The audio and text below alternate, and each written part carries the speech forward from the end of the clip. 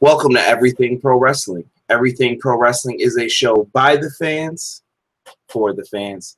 And I am your host, Conrad Cushman, and I am here actually today to talk about New Japan Pro Wrestling G1 Special in USA. Just wanted to touch on this real quick. The show is Everything Pro Wrestling, and I often get comments about why don't I talk about other wrestling promotions and different things like that. And it's pretty easy. Here in the US, WWE is probably the promotion that you have the easiest access to. But I will say that probably my second favorite promotion in totality is New Japan Pro Wrestling. I think they have a lot to offer, and they have very interesting matchups to try to provide a realistic look at wrestling sometimes with a little bit of hokiness in between. And we'll get into that while we talk about this in the video real quick. Do me a favor, if you like this video, make sure that you click that like button, drop an elbow on it for me. And also, if you are a fan of the product, if you want to talk some wrestling, if you ever want to come on the show, click the subscribe button. Let me know. Leave your thoughts, feedback below. Dislikes don't really bother me. And let me know down below what you think of the show or what you expect from New Japan Pro Wrestling in the future. Let's get right into it. The G1 Special has a lot of hype around it right now in the U.S. Due to the fact that Cody Rhodes recently won the Ring of Honor World Heavyweight Championship from Christopher Daniels. Spoiler alert if you didn't see that from the last show. But Cody Rhodes is coming in as the Ring of Honor champion, and in the main event, he is challenging Okada for the belt. We will have a breakdown. It's 2 nights over this weekend. It'll start tomorrow, and we will tell you how to order it. But the show looks like it's going to be amazing, and let me first tell fans how they could actually get into watching the show. How to watch the show in the USA. American fans can enjoy the first ever live New Japan Pro Wrestling broadcast on AXS TV. That is AXS TV Saturday night at 8 p.m. Eastern Standard Time, 5 p.m. Pacific Time. As with the weekly New Japan shows on AXS TV, WWE Hall of Famer Jim Ross and former UFC heavyweight champion Josh Barnett will be on commentary. The first night show will also be available on the Fight Network in Canada and more than 30 countries in Europe, Africa, and the Middle East. For those outside the United States, it can also be seen on New Japan Pro Wrestling World, their online streaming service. And Sunday show will air live at 8 p.m. Eastern Time, 5 p.m. Pacific Time on New Japan World for all viewers, with the replay on AXS TV July 7th. Guys, this looks like it's going to be a big show. It's a big deal because New Japan Pro Wrestling is trying to move into the American market.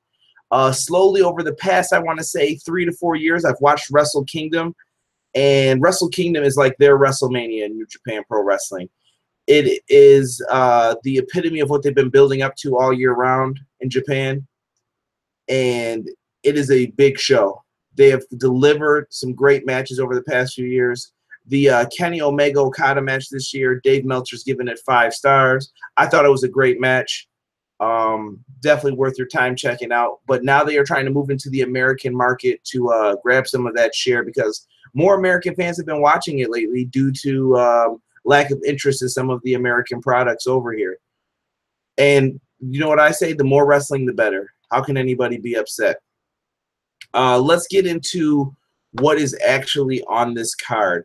So matches for night 1 right now, we look like we're going to have the Bullet Club versus Chaos. The Bullet Club will have Bad Luck Fale, Marty Scurll, and if I said it wrong, I apologize, Matt Jackson, Nick Jackson, and Yujiro Takahashi. I may butcher some of these names, and I apologize. We also have Trent Beretta on Chaos with Jay Briscoe, Mark Briscoe, Rocky Romero, and Will Ospreay. That should definitely be like an opener. I expect a lot of good things. Standouts in the match are definitely going to be Bad Luck Fale, Marty Scurll, the Young Bucks. Trent Beretta is an amazing talent that you have to see live. He's really good. Same with Rocky Romero. He's often slept on a lot, but he's definitely a good wrestler as well. The Briscoes are always fun to watch. And Will Ospreay, a big future in the wrestling business as long as he stays healthy. Will Ospreay is the man. We also have one of my favorite wrestlers from the past in the next matchup that could be seen, We got Dragon Lee, Jushin Thunder Liger, Titan, and Volador Jr. versus Bushi, Evil, Hiromu Takahashi, and Sanada, he was once in TNA if you're not familiar with him. Looks like that'll be another 8-man tag match. Really big on these. Everyone should be able to get their stuff in. We'll see where it goes with that. We are also going to have a new champion crowned at this show before we get into this. There is a tournament for the IWGP United States Heavyweight Championship Tournament. IWGP stands for something else, but all the New Japan titles have it on there, and you can look it up on Wikipedia to do the breakdown, but it just stands for the Grand Prix Championship, basically. So we are crowning a new United States Heavyweight Champion for New Japan Pro Wrestling with their big reveal into the market, which makes a lot of sense. It's pretty cool, kind of groundbreaking. I never thought I would see something like this, at least in my time.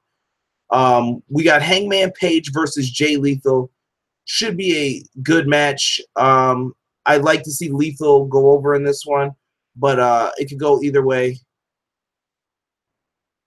This has a lot of interesting elements to it, with two guys coming from Ring of Honor, and with their relationship with New Japan, I'm sure that they're going to have some knockout matches for this card.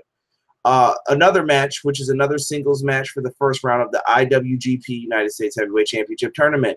Juice Robinson versus Zack Sabre Jr. Juice Robinson is also known as CJ Parker from NXT. If you've been wondering where he disappeared to or where he went to New Japan Pro Wrestling. He will be facing Zack Sabre Jr. in a first-round qualifier match for this, which should be very good. Jay White in Takaguchi, Japan, which consists of David Finlay, Hiroshi Takahashi, and Kushida, versus the Hunter Club, which are the guys who basically don't like the Bullet Club, of Billy Gunn and Yoshi Tatsu, who was also in WWE. And we will have the Tempura Boys, which is Sho Tanaka and Yohei Kamatatsu. That match looks like it's going to be a 8-man tag match once again. The Gorillas of Destiny, which is Tama Tonga and Tangaroa, who are the champions, versus War Machine, Hanson and Raymond Rowe. The Gorillas of Destiny are definitely a great team. They have held on to those titles since beating War Machine for them. War Machine, Hanson, and Rowe, these guys are huge. I've watched them at Ring of Honor live shows. These guys can do flips, even though they are about 300 pounds apiece. They're big, athletic guys who can go in the ring. So definitely highly recommend that match. And I think that match could steal the show, actually, that match right there. Tetsu Naito versus Ishii. This is another match for the tournament, which should be very good. I definitely see Naito going over in that one. Lots of people are big fans of his. Actually, someone that is in the Everything Pro Wrestling Facebook group at one point, Cinex, huge fan of Naito, and he does that oftentimes, and I'm sure you've seen like gifs of it, different things like that. We also will have Kenny Omega versus Michael Elgin in a IWGP US Championship Tournament match. And on night one, the main event will be Okada versus Cody Rhodes for the IWGP Heavyweight Championship. This match should be unbelievable. I think Cody Rhodes is really coming into his own. He has proven that him leaving WWE was a very good decision for him. He's making lots of money, and I think if he ever wanted to go somewhere else in pro wrestling, he is now a bigger star because of the decision he made. And I would not be surprised to see more guys who feel like they're being taken for granted do the exact same thing.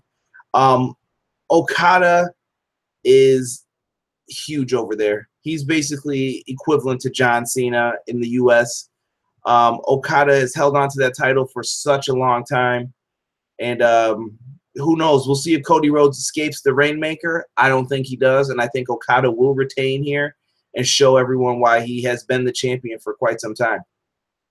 And before we get into that, I did want to do a quick screen share with everybody and show everyone what the IWGP Championship is actually going to look like. So ignore all the pop-ups that are about to occur here.